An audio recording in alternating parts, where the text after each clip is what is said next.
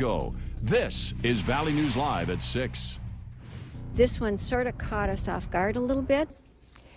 The last 6 days have been a bit of an electrifying ride, with several of you even calling Valley News Live wanting answers.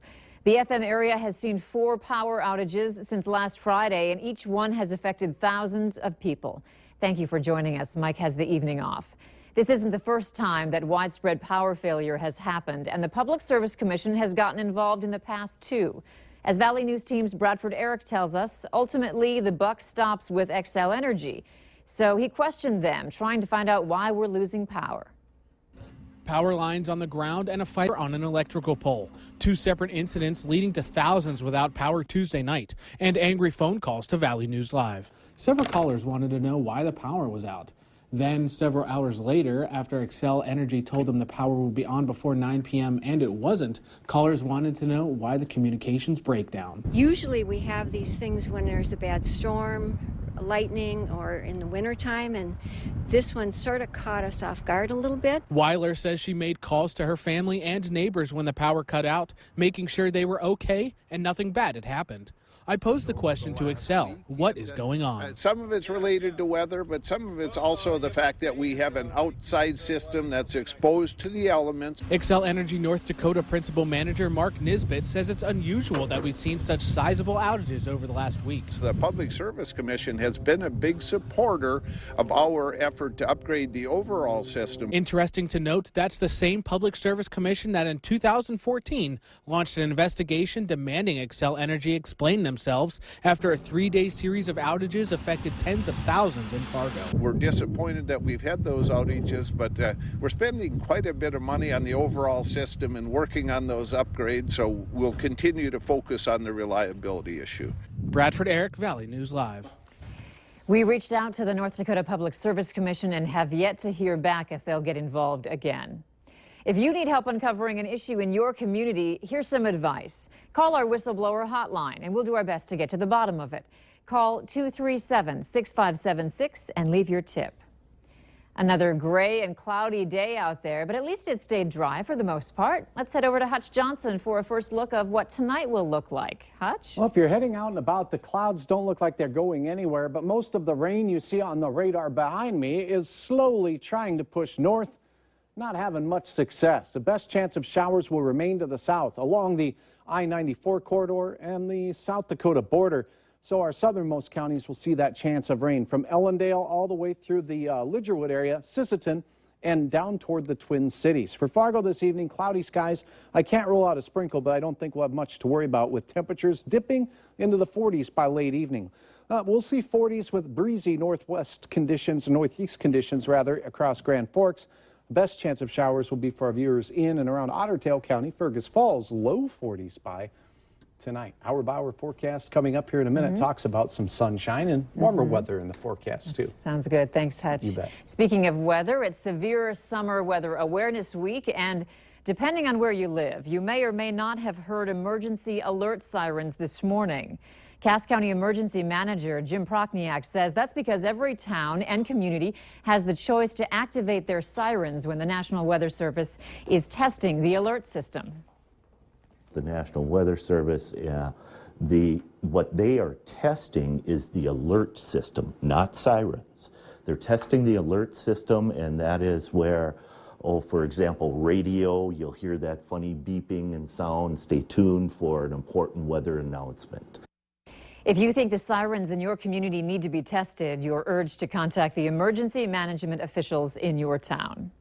Today, University of North Dakota interim president Ed Schaefer says despite earlier reports, tuition will increase for students.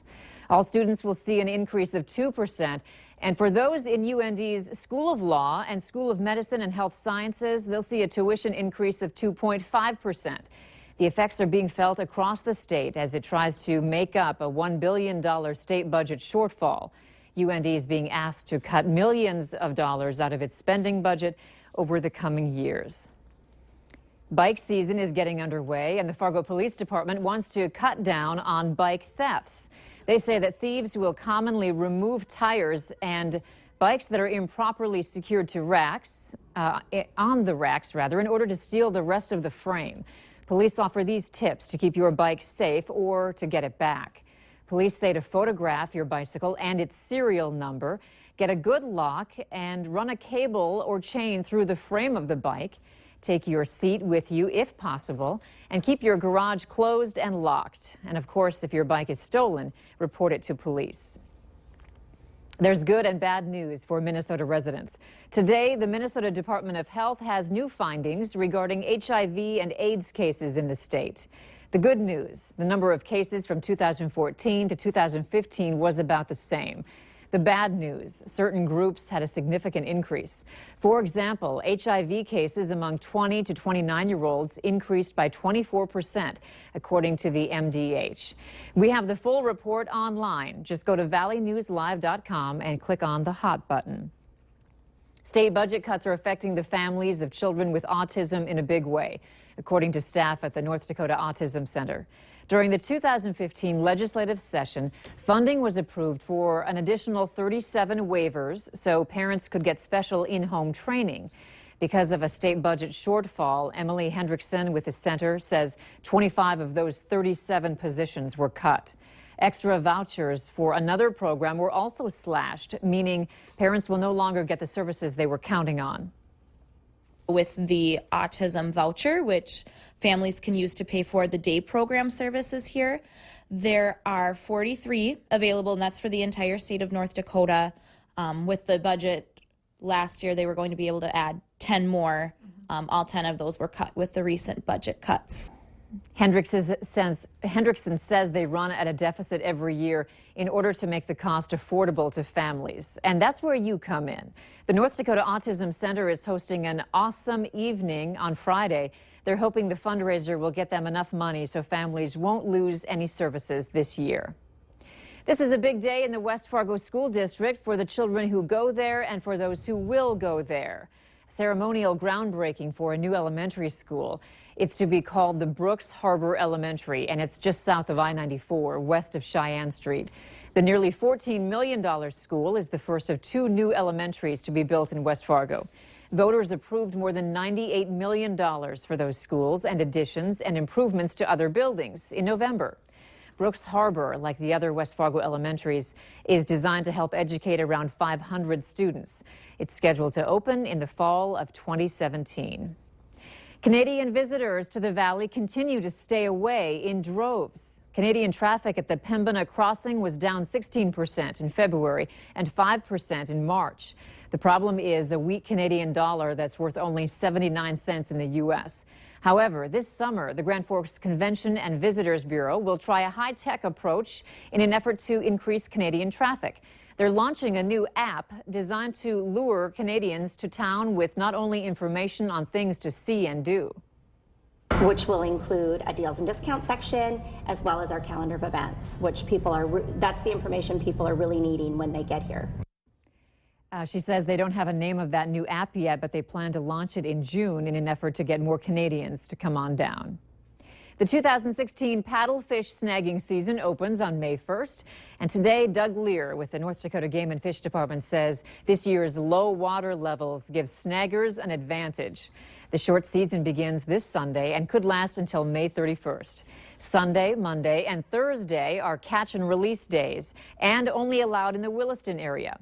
Each person is required to have a tag. For residents, the cost is $10. For non-residents, the cost is $25.50. The NFL draft kicks off tomorrow, and as many of you know, one of North Dakota's own will be hearing his name called by the NFL commissioner, most likely in the first round. Valley News Live's sports director Beth Houle is in Chicago and will be giving us all the updates and draft day rumors heading into Wentz's big day. We're also showing a special presentation leading up to the draft on Thursday and Friday on KX4, updating you on all things Wentz. Stick with Valley News Live to find out the latest draft day updates and inside information from Beth Houle in Chicago. Are you looking for healthy and fast meals? A new restaurant in Fargo has opened and offers just that. Details later on Valley News Live at 6. Rain most likely this evening in our far southern counties. As we head through the next couple of days, we are expecting some drier weather and even a little sunshine.